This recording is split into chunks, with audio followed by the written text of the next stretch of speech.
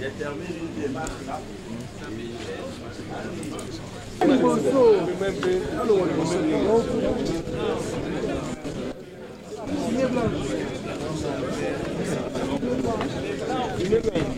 Ouais, elle est blanche.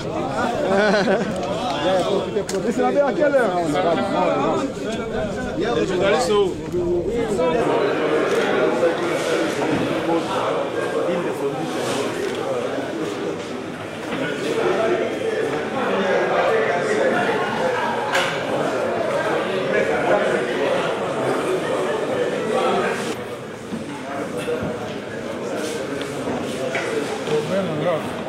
Ouais.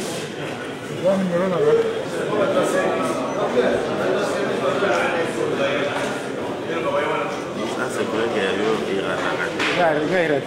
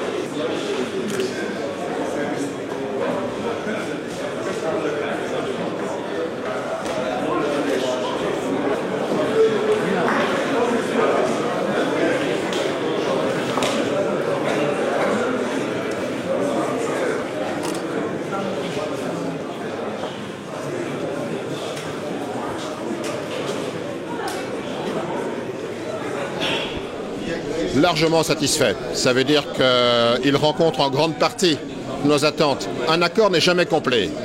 Un accord, c'est aussi des concessions. Un accord, c'est un compromis. On l'appelle d'abord compromis global, inclusif. Ça veut dire que chacun a dû se départir de certains éléments, de certaines exigences. Mais le fond est là. Et par rapport à l'accord de la Cité de l'Union africaine, il y a de grandes avancées. La plus grande, c'est que le principe de l'alternance maintenant va être mis en œuvre. Ça veut dire qu'il n'y aura pas un troisième mandat pour le président Joseph Kabila. Ça veut dire que les élections auront lieu en 2017. Ça veut dire qu'effectivement, un gouvernement sera mis en place. Le Premier ministre sera désigné par le Rassemblement. C'est une garantie. Il y aura un Conseil national qui pourra suivre maintenant le compromis. Et également le processus électoral, c'est extrêmement important. Donc je crois que tous les éléments sont là pour dire que, certes, le président Joseph Kabila n'a plus de légitimité, mais nous savons que fin 2017, un nouveau président élu sera à la tête de la République démocratique du Congo. Donc on sent quand même que vous avez lâché Moïse Katumbi et les autres? Absolument pas. On n'a pas lâché Moïse Katumbi et les autres. D'abord, il faut savoir que c'était un préalable et que nous avons refusé de siéger. Mais parce que les autorités religieuses, la SENCO, nous a demandé de venir et de dresser ce point à l'ordre du jour, nous avons accepté. C'est une grande concession que nous avons faite.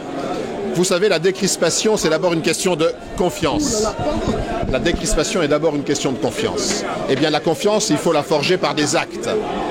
Nous avons considéré qu'à un certain moment, il y avait des personnalités emblématiques, dont Moïse Katumbi. Moïse Katumbi lui-même nous a dit « Je ne veux pas être un obstacle à la solution parce qu'un intérêt particulier ne peut pas bloquer toute une nation. » Donc, il a fait preuve de dépassement. C'est comme ça que nous avons décidé que, le Rassemblement a décidé de porter cette question à la SENCO et la SENCO a accepté de prendre cette mission, de voir toutes les responsabilités, les autorités qui sont responsables de la liberté de Moïse Katumbi pour qu'il puisse rentrer dans ce pays en homme libre. Moïse Katumbi s'est donc dépassé. Il a considéré qu'il ne devait pas bloquer l'accord et je crois qu'il a fait preuve là de quelque chose d'extraordinaire en politique. Il a laissé son intérêt personnel de côté, parce que Dieu sait si c'est difficile de vivre en exil, avec la seule perspective d'être arrêté dans son pays, eh bien, il a laissé de côté son intérêt personnel pour l'intérêt de la nation. Et la joie qu'on entend aujourd'hui, elle est également le fait de Moïse Katumbi, parce qu'il aurait pu tout bloquer. Et jusque récemment encore, des mesquineries les plus basses. Parce que Moïse Katumbi, vous le savez, ce sont des montages les plus grossiers.